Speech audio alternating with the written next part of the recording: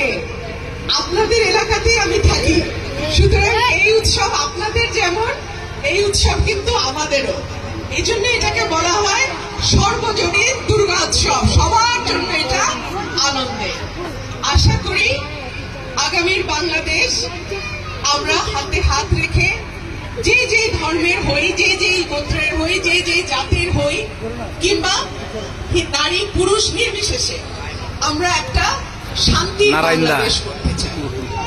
আমরা কোনো হানাহানি, রক্তপাত, সাম্প্রদায়িক হামলা এই বাংলাদেশ আমরা চাই না। আজকের সন্ধ্যাটা একবার চিন্তা করেন তো, কেউ কি আলাদা করতে পেরেছে? কে হিন্দু কে মুসলিম? পারে নাই। আমরা সবাই বাংলাদেশী। বিএনপির ভারপ্রাপ্ত চেয়ারম্যান জনাব তারেক রহমানের মেসেজ খুব পরিষ্কার। আমরা কোনো সংখ্যাগুরু সংখ্যালঘুতে বিশ্বাস করি না। আমরা কোনো ভিন্ন ভাষা, ভিন্ন জাতি আমরা বিশ্বাস করি না। আমরা সবাই বাংলাদেশী এবং এই দেশের 18 কোটি মানুষের প্রত্যেকে সমান অধিকার আছে এই দেশের উপরে। সুতরাং আগামী যে বাংলাদেশ হবে সেটা আমাদের সকলের বাংলাদেশ হবে। আর আপনাদের মাটির সন্তান হিসেবে আপনাদের কাছে আমার একটা দাবি আছে, বিশেষ করে আমার বোনদের কাছে আমার দাবি আছে। এইবার নির্বাচনে আমাকে খালি হাতে ফেরানো যাবে না। সবাই হাত তুলি।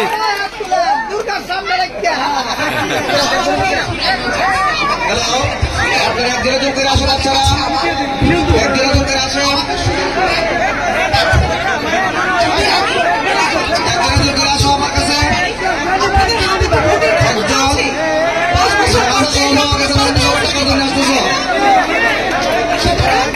আগামীর বাংলাদেশে কারো একক রাজত্ব হবে না। আগামীর বাংলাদেশে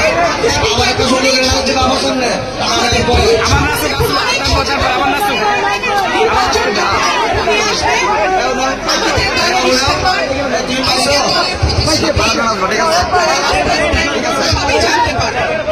তবে আজকে এইটুকু শুধু বলি, শিক্ষা, স্বাস্থ্য, সামাজিক সুরক্ষা অর্থাৎ বিধবা ভাতা, দরিদ্র ভাতা,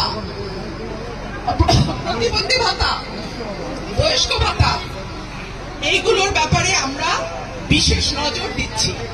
আমাদের তরুণ প্রজন্মে যাতে কেউ বেকার না থাকে, আমরা দক্ষ জনশক্তি তৈরি করার ব্যাপারে বিশেষভাবে মনোযোগ দিচ্ছি। সুতরাং আপনাদের কাছে আমাদের একটাই চাওয়া, এই নির্বাচনে আপনারা ধানের শীষের বাইরে অন্যদিকে ভোট দিয়েন না।